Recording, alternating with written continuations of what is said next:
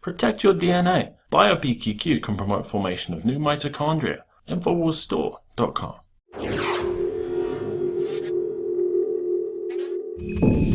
Welcome back to the Infowars Nightly News. Coming up later in our broadcast, we're going to take a special look at how Donald Trump seems to be folding under pressure.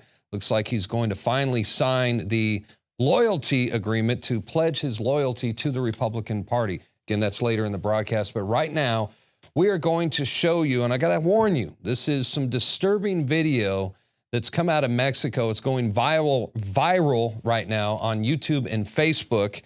And it shows a group of young schoolgirls going into convulsions after reportedly taking the Gardasil vaccine. And this was, again, at a school in Mexico where they lined up the kids, gave them the shot. We've seen other videos like this, very disturbing, but this should be a warning to us all. This is what happens, or what can happen, when you take your children in to take the HPV shot. And we're here, Rob Dew, our news director, is here with us right now. Yeah. Tell us a little bit about this video. I know you stumbled across it last night. That's right. Very alarming. Posted it right away on Infowars. Yeah. Tell us more about it. Yeah, it's very disturbing. It was sent to me from Twitter. I went to the link, and I couldn't believe it. It was a whole room full of girls that just took the shot. Now, I couldn't really translate what the guy was saying. We had one of our interns in the office, Carmen, said, you know what? They really don't know what's going on. They're asking for help. But you could see they're fanning people, so they're hot. It's probably a fever, which is usually associated with a febrile seizure. And you can go on the CDC website, and they talks about childhood vaccines and febrile seizures. What is a febrile seizure? Roll that video, and let's tell them about it. Sometimes fever can cause a child to experience spasms or jerky movements called seizures.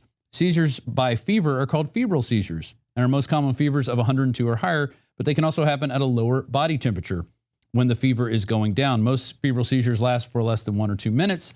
They can be frightening, but nearly all children who have febrile seizures recover quickly, and they don't cause any permanent harm and do not have any lasting effects. And then down here, it says how they can increase when they have different, the PVC-13 vaccine and the DTaP given with the flu vaccine. But it also says, look at that, vaccines can help prevent febrile seizures. Right, just like the young girls that we just showed having febrile seizures after the vaccine. Now, what they're also trying to say is that it's a gene, and only 1 in 1,000 kids will experience this. This is from Yahoo News, from the Associated Free Press. Scientists in Denmark are saying that, this is back in 2014, that there is a chance you could have these seizures, but it's because you have a certain gene, you're predisposed to have them. It's not the vaccine's fault. It's never the vaccine's fault. And here's another study from Ann Berg, PhD, seizure risk with vaccine. She says and her conclusion is there are significantly elevated risks of febrile seizures on the day of receipt of the DTaP vaccine and 8 to 14 days after the receipt of the MMR.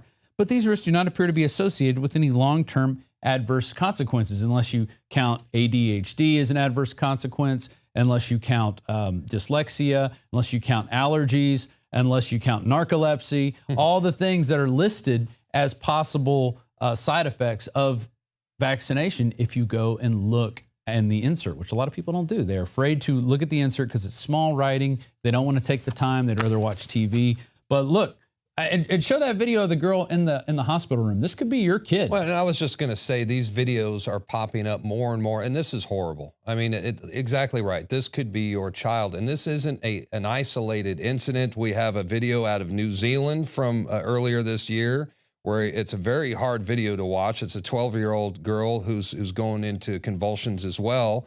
And the mother said that if she just wished, obviously, that she would have researched it.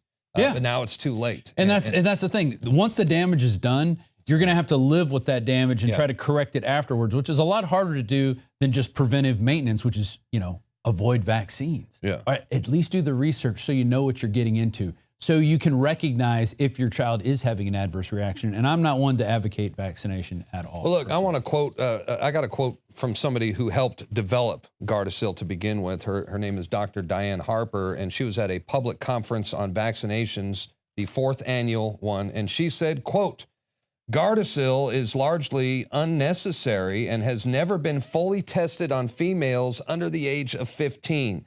There's little need for the vaccine. So, you know, there's somebody that helped develop it to begin with, and she's actually out there in a way advocating not to take the vaccine. They really, it's been untested. It got pushed through again. Very quickly. FDA just go ahead and, you know, billions of dollars are involved here. But now we're the conspiracy theorists because we see children having convulsions all over the internet, all over YouTube, and it's happening more and more again. But we're the crazy ones. Roomfuls of children. And now this study that I pulled up from the American Epilepsy Society, seizure risk of vaccination. This was done in 2002. This was before HPV was even out. I bet my bottom dollar they're not doing any studies about risk of seizures with these Gardasil or Cervarix, whatever these vaccines are. But you can see there's a room full of Mexican schoolgirls on the floor convulsing. Now, this should piss you off. Oh, it makes me very angry, and I'm sure a lot of our listeners and people who are watching this right now, they have obviously the same reaction. Some people have read the comments. Some of the boys are smiling and laughing, so they're saying that this is fake, right? But don't you think that they're just nervous? They don't know how to react, and it's a nervous reaction. Sometimes people smile when they're nervous. They don't know what's going on. And you know, if you walk in on something like this, maybe it is kind of, you don't really know the seriousness of it. And kids usually don't know the seriousness of this. A lot of those kids stuff. look very concerned. Yeah, they do. And you know, they're recruiting schoolboys to hold these girls down so they don't bash their heads into the walls. Because you could see them when they wrench back.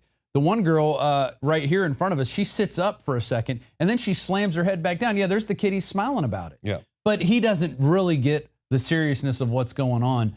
You know, and the guy shooting the video, judging by what the commentary is, he's asking for help. He's like, what is going on? Why are the kids acting like this? We need help.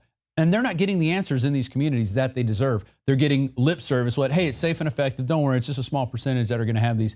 It's not lasting harm. I can tell you, without a doubt, lasting harm is going on in these kids' brains. Oh, they're not going to be the same people afterwards. Absolutely. Well, let's look at some of the side effects. And basically, this can almost be an ad. It reminds me of one of those ads that you see on television for prescription drugs.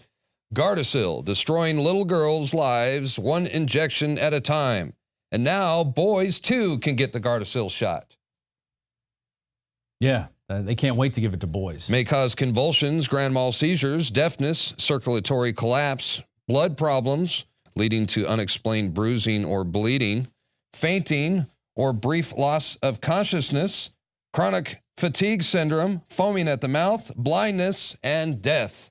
Gardasil. And we had a caller today. We had several callers talking about the different adverse reactions that their family members have had after taking this. One in particular, her name was Patricia, and I encourage her to get back in touch with me, Rob D at Infowars.com, ROBD at Infowars.com. We'd like to have you on as a guest so you could talk about this and flesh it out more. We also had a lady talk about how the CPS was, after their kid was having seizures, the CPS was getting called from the school. The school was calling them.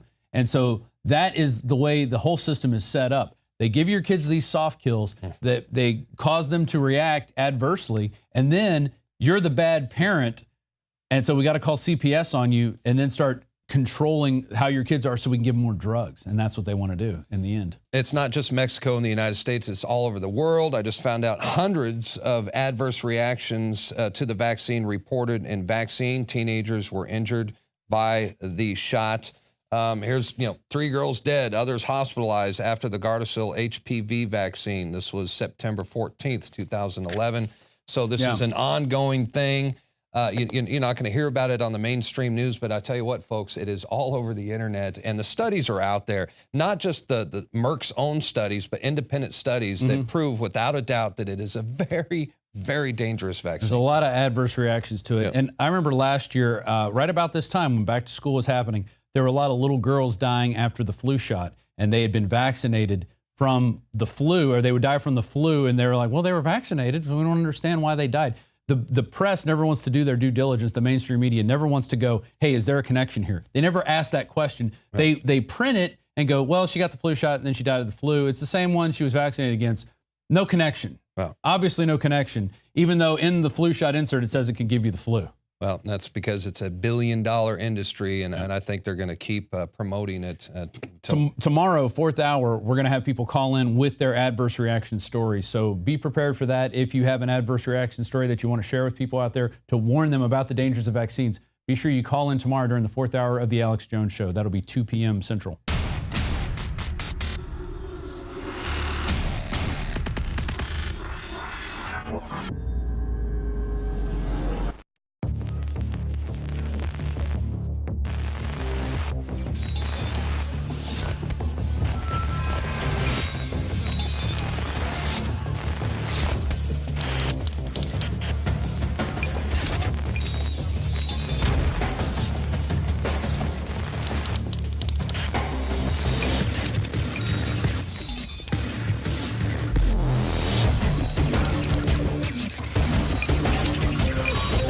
I began to get into iodine a few years ago because it was helping me and my family so much get healthy and detoxify. I believe our research is conclusive. This is the best iodine out there. And I know this for a fact. Nobody else has got iodine based on these pure crystals, ladies and gentlemen. For a limited time, experience the ancient power of Survival Shield X2. I believe our research is conclusive. This is the best iodine out there. Take advantage of this at InfoWarsLife.com.